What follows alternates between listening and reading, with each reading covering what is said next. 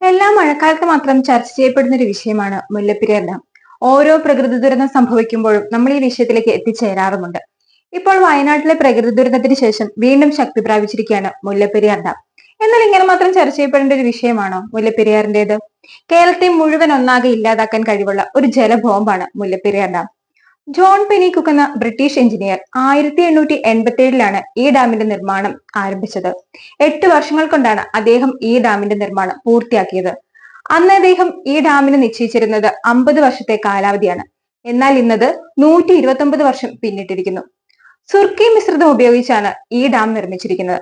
ഇതിൽ അടങ്ങിയിരിക്കുന്നത് കത്തിച്ച ഇഷ്ടികപ്പൊടിയും പഞ്ചസാരയും ചുണ്ണാമ്പ് മിശ്രിതവുമൊക്കെയാണ്. സുർക്കി ഉപയോഗിച്ച് നിർമ്മിച്ച ഇപ്പോൾ നിലവിലുള്ള ഏക ഡാം കൂടിയാണ് മുല്ലപ്പെരിയാർ. മുല്ലപ്പെരിയാർ അണക്കെട്ട് തകർന്നാൽ കേരളത്തെ മുഴുവനായും തമിഴ്നാടിനെ ഭാഗികമായും ഇത് ബാധിക്കും. മുല്ലപ്പെരിയാർ ഡാമിന്റെ കിഴക്ക് തമിഴ്നാടും പടിഞ്ഞാറ് കേരളവുമാണ്. മുല്ലപ്പെരിയാർ അണക്കെട്ട് രണ്ട് രീതിയിൽ തകരാം. ഒന്ന്, ഒരു ചെറിയ വിടവുണ്ടായി അതിലൂടെ വെള്ളമൊഴുകി പിന്നീട് ആ വിടവ് വലുതായി അണക്കെട്ട് പൂർണ്ണമായി തകരാം. രണ്ടാമത്തേത്, ആദ്യം തന്നെ അണക്കെട്ട് പൂർണ്ണമായി തകരാം. പാട്ടക്കരാർ അനുസരിച്ച് 999 വർഷത്തെ ആയുസാണ് അന്നത്തെ സർക്കാർ ഈ ഡാമിന് നിശ്ചയിച്ചത്. എന്നാൽ അത് അസാധ്യമാണ്. അതിനാൽ ഈ കരാർ റദ്ദാക്കി മുല്ലപ്പെരിയാർ ഡാം ഡീകമ്മീഷൻ ചെയ്യുക എന്നതാണ് നമ്മുടെ മുൻപിലുള്ള ഏക മാർഗം. മുല്ലപ്പെരിയാർ അണക്കെട്ട് തകർന്നാൽ മിനിറ്റുകൾക്കുള്ളിൽ വെള്ളം അയ്യപ്പൻകോവിൽ വഴി ഇടുക്കി ഡാമിലെത്തും. അപ്പോഴേക്കും മുല്ലപ്പെരിയാർ മുതൽ ഇടുക്കി ഡാം വരെയുള്ള എല്ലാ താഴ്ന്ന പ്രദേശങ്ങളും വെള്ളത്തിനടിയിലാകും. 445 ദശലക്ഷം ക്യൂബിക് മീറ്റർ വെള്ളമാണ് ഇടുക്കി ഡാമിലേക്ക് എത്തുന്നത്. അത്രയും വെള്ളം താങ്ങാനുള്ള ശേഷി ഇടുക്കി ഡാമിനില്ല. ഇടുക്കി ഡാമിന് 3 കെട്ടുകളാണുള്ളത്. ഒന്ന്, ഇടുക്കി ആർച്ച് ഡാം. രണ്ടാമത്തെ കെട്ട് ഷട്ടറുകളുള്ള ചെറുതോണി ഡാം. മൂന്നാമത്തേത് കുളമാവ് ഡാം. മുല്ലപ്പെരിയാർ അണക്കെട്ടിലെ ജലം താങ്ങാനാവാതെ ഈ ഡാമുകളും തകരും.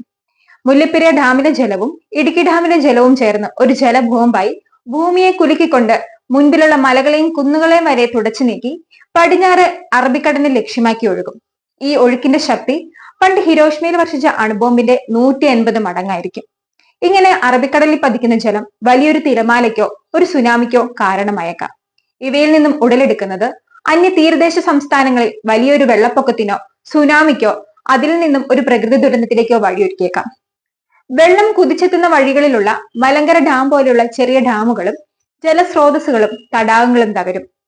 ഇവയെല്ലാം ചേർന്ന് ഒരു രാക്ഷസ തിരമാലയായി കേരളത്തെ രണ്ടായി പിളരും. തെക്കേ അറ്റത്തുള്ള പത്തനംതിട്ടയുടെ ചില ഭാഗങ്ങൾ മുതൽ വടക്കേ അറ്റത്തുള്ള തൃശൂർ ജില്ലയുടെ ചില ഭാഗങ്ങൾ വരെ ഇവ തുടച്ചു നീക്കും. ഇടുക്കി, കോട്ടയം, എറണാകുളം, ആലപ്പുഴ എന്നീ ജില്ലകൾ പൂർണ്ണമായും തുടച്ചു നീക്കപ്പെടും. മുല്ലപ്പെരിയാർ ഡാം തകർന്നാൽ കേരളം രണ്ടായി പിളരും. പകർച്ചവ്യാധികൾ പടരും. രക്ഷപ്പെട്ടവർ അങ്ങിങ്ങായി അലയും. ശുദ്ധജലവും ഭക്ഷണവും ലഭിക്കാതെ എല്ലാവരും ദാരിദ്ര്യത്തിലേക്ക് പോകും. ഇന്ധന ലഭ്യത കുറയും. വൈദ്യുതി ഇല്ലാതാവും. എന്നാലും ഇങ്ങനെയൊന്നും സംഭവിക്കാതെ മുല്ലപ്പെരിയാർ ഡാമിന്റെ വിഷയത്തിൽ കേരളത്തിലെ ജനങ്ങൾക്ക് അനുകൂലമായ ഒരു തീരുമാനം സർക്കാരിന്റെ ഭാഗത്തുനിന്ന് ഉണ്ടാകുമെന്നും ഉടനെ പരിഹാരം ഉണ്ടാകുമെന്നും വിശ്വാസത്തിൽ ഈ വീഡിയോ ഇവിടെ അവസാനിപ്പിക്കുന്നു. Save Mullaperiyar, save Kerala.